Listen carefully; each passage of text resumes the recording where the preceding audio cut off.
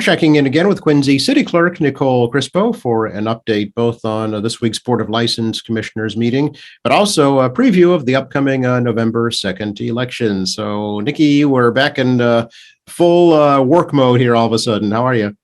I'm good. How are you? Doing great. Thanks for spending some time to talk with us. It was looks like a lengthy agenda for the License Board this week. Yeah, it certainly is. So all members present and accounted for? Yes, Chief Jackson had Deputy Chief Stephen Bayless there on his behalf, but we did have a full board. Okay, and just to let folks know, you're still meeting remotely, just like all the city boards are right now. We are. We're taking all into consideration. I had a talk with Council President Nina Liang, and on behalf of her and the city council, she thought it would be best that they still meet remotely. So for that, I took the same under advisement and decided that we would Zoom until further notice with the Delta variant, and we'll see what's to come. It's ever changing. So yep, the zoning board, planning board are also doing the same thing. So we're still in wait and see mode, but we've really perfected this whole remote thing, haven't we? We're doing good, I think. Exactly. How'd the board meeting go? Good. Agenda item number 1, which was continued from August 17th. The applicant had requested a continuance until October 12th. That was the Go Puff.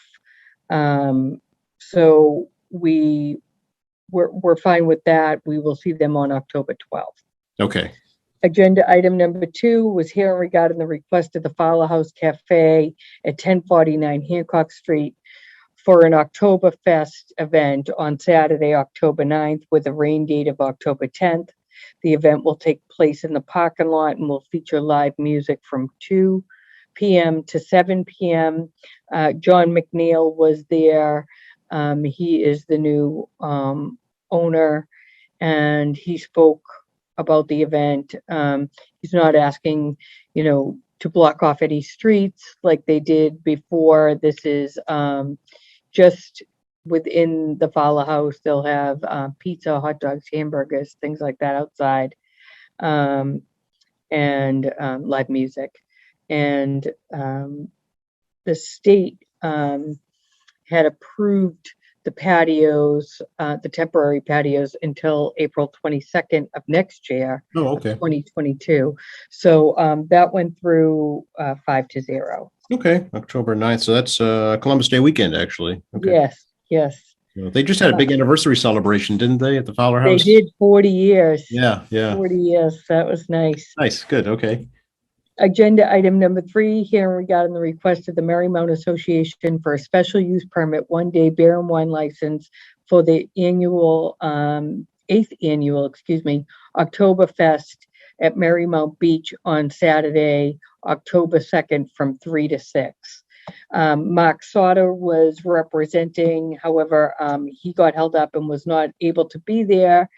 But they've had this 8 years running, so we felt pretty confident that we could move ahead with the vote, just pending the Mark Sauter catching up with the health department on what they planned on doing for food, and that went through 5-0. Okay.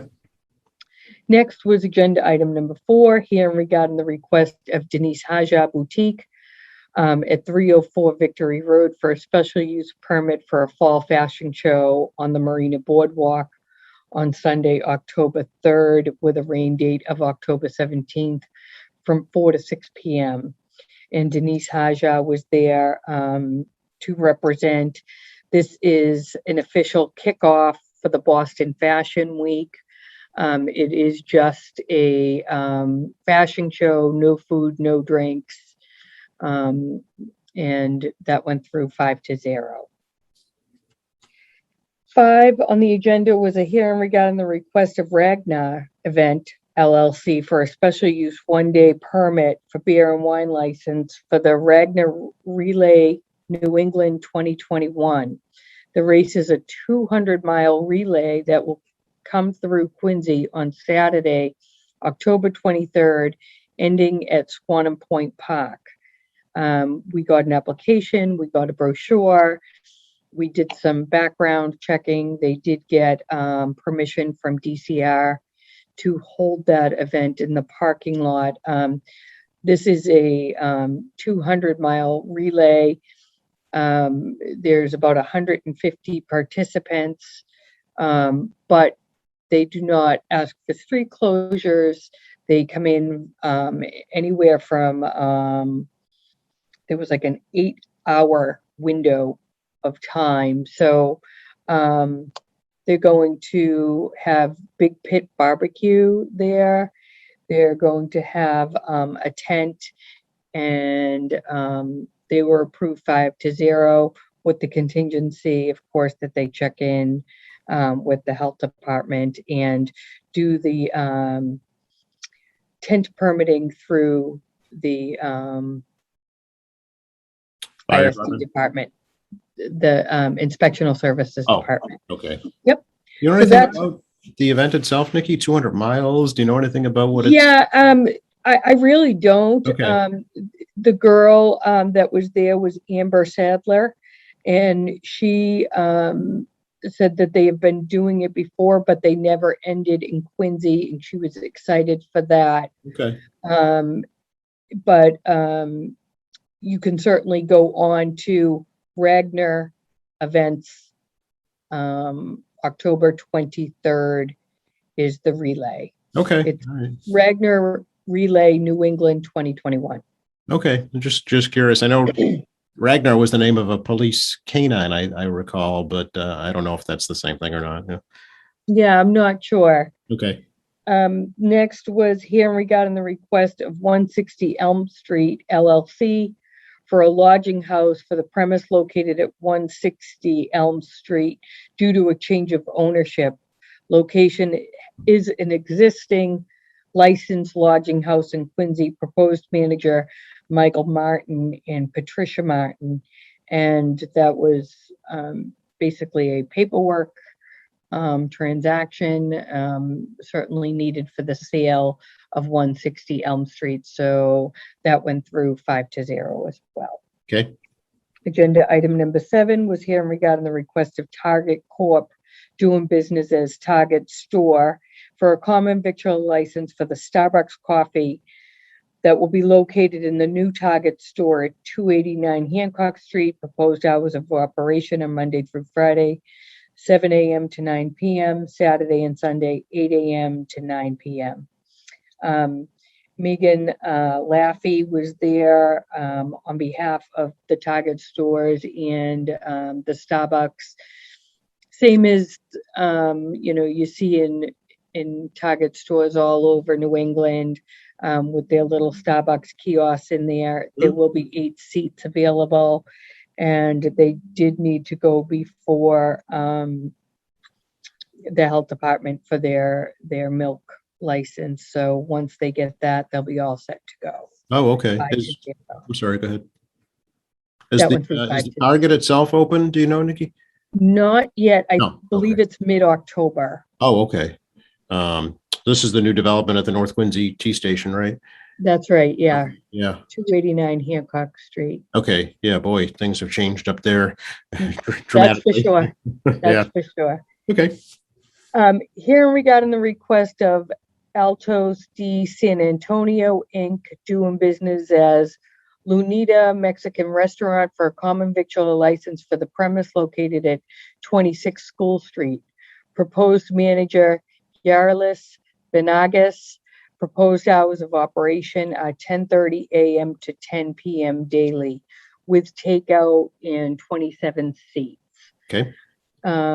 They are new to the restaurant business, and they're looking forward to serving the people of Quincy. There is no beer and wine there. It's a restaurant common victual license. That went through 5-0. Very good.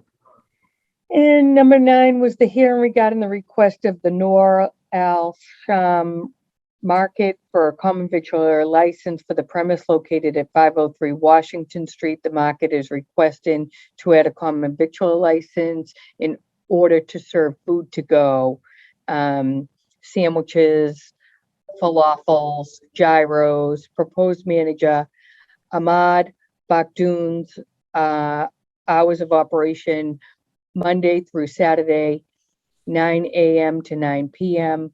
and Sunday till 8 p.m. And again, it's an existing store. They just wanted to add the common victualler license to serve food to go. So that went through 5-0 as well. Very good. Number 10 was hearing regarding the request of Pastry Land for a common victualler license for the premise located at 2 Cliveden Street. Proposed manager Yassine Boudad, and proposed hours of operation are 6 a.m. to 10 p.m. And attorney Ed Fleming was there. They proposed that they'll be opening in about 3 to 4 weeks. This is Pastry Land Inc. They're going to do breakfast, pastries, sandwiches for lunch. There's 58 seats, 3,000 square feet, and that's in the Galvin building. Yep. The old Woolworths for folks who That's don't right. know. That's right. Okay. So that went through 5-0 as well. Agenda item number 11, hearing regarding the request of Bragg's Tavern for a brunch license for the premise located at 375 Washington Street. Mr. Cochran requests an additional license in order to expand the operation to include brunch service on Sunday. Courtney Rigo was there to represent Bragg's. She has been the manager on the license for years and explained to us that they're expanding the menu with alumni next door. They're able to get more items out to their patrons, egg sandwiches, steak and eggs, some eggs Benedict, things like that. So that too went through 5-0. Okay. Nice to have another brunch option in the city on Sundays. Yeah. Here regarding the request of the 99 Restaurants in Boston LLC for a change of officers and directors for the premise located at 59 Newport Ave. Applicant already received ABCC approval given the scope of the transactions. This officers and directors impacts all the Massachusetts locations. So the transactions just required by the local license authority, basically as part of a paperwork trail. So that went through 5-0. Very good. Okay.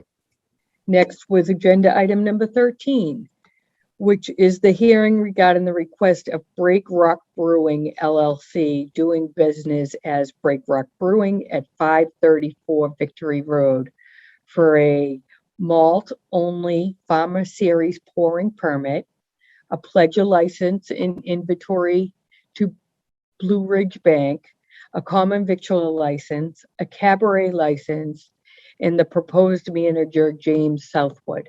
The proposed premise is the ground level, 1-story brewery and tap room of approximately 5,015 square feet in an outdoor patio of approximately 340 square feet.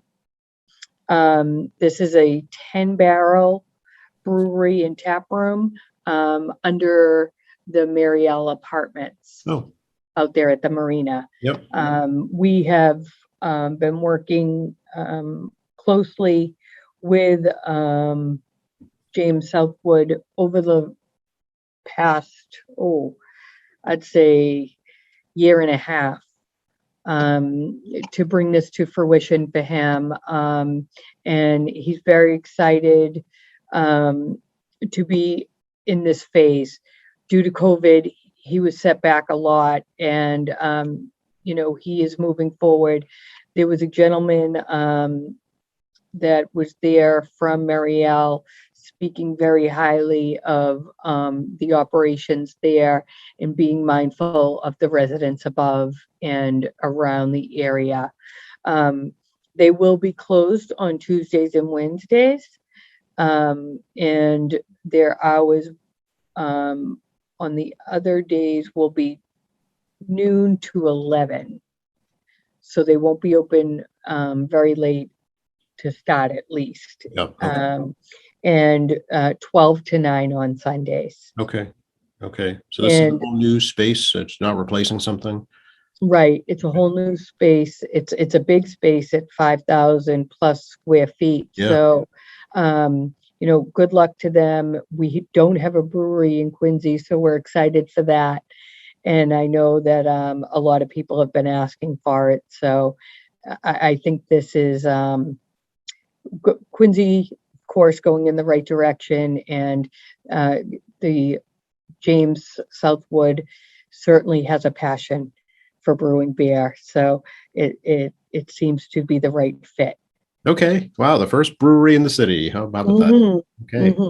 So that went through 5-0. They plan on opening in November, hopefully, certainly before December 1st. Okay. And that was it for the official agenda. In other business, I did want to make mention of Porch Fest Quincy is Saturday, September 25th from 3 to 9 p.m.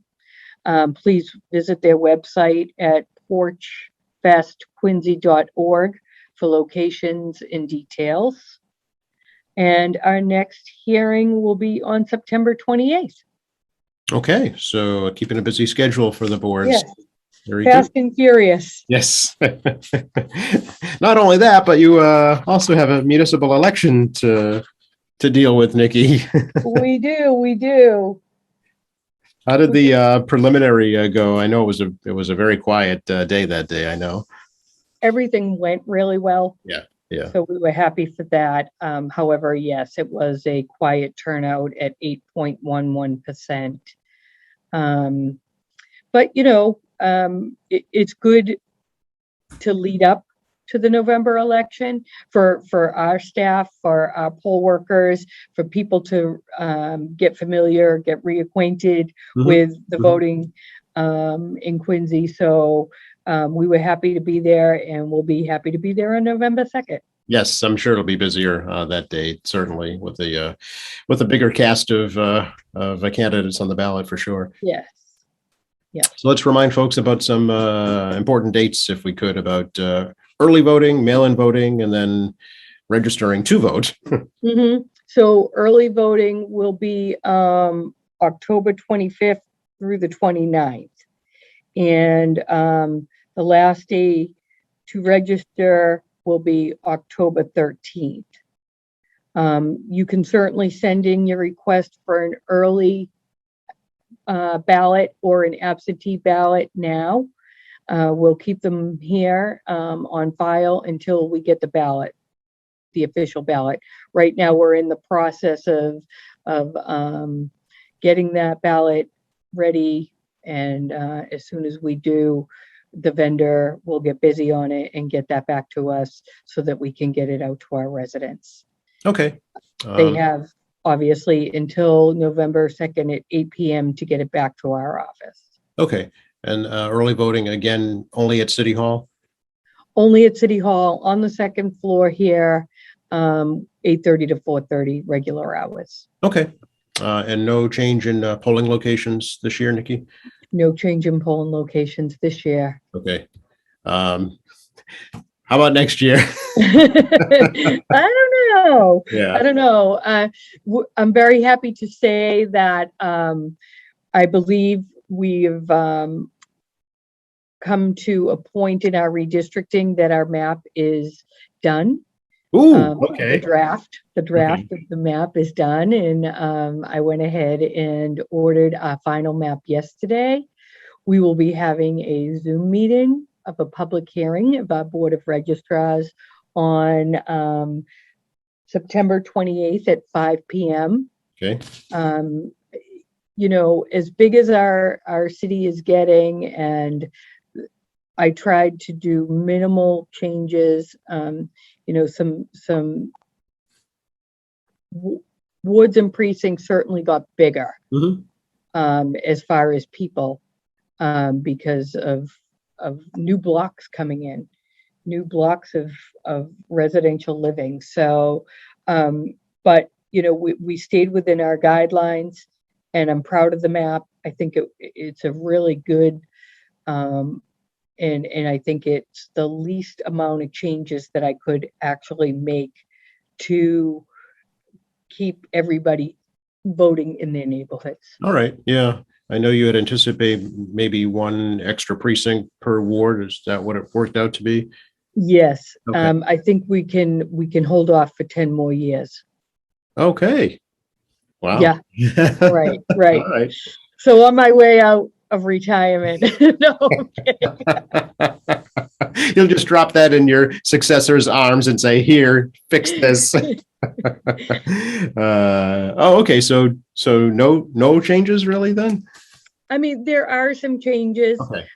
Certainly, there's a process. We first have to accept the final map. Okay. All right. And then the changes will be, put in the newspaper. We will send all the voters their change of polling place, or locations. But like I said, we tried not to do too much to keep everybody in their neighborhoods. And if it so happens to be, this is the hard part, that someone always has to live on the end of the precinct. Yep. So that is a little tough for some, but again, we've expanded early voting, absentee voting, and next year we'll probably go back out into the community and do those things and extend our hours and things like that. Right. For a state election. So I think the opportunities are there for people to be able to get a ballot, and if they can't get to their polling place on election day. Okay. When it's all finalized, let us know. We can put it up here as well on QATV, so folks can have it that way too. I certainly will. Okay. Good to talk to you, Nikki. Appreciate it. You too, Joe. All Take right. care. Be well. Bye-bye. Bye-bye.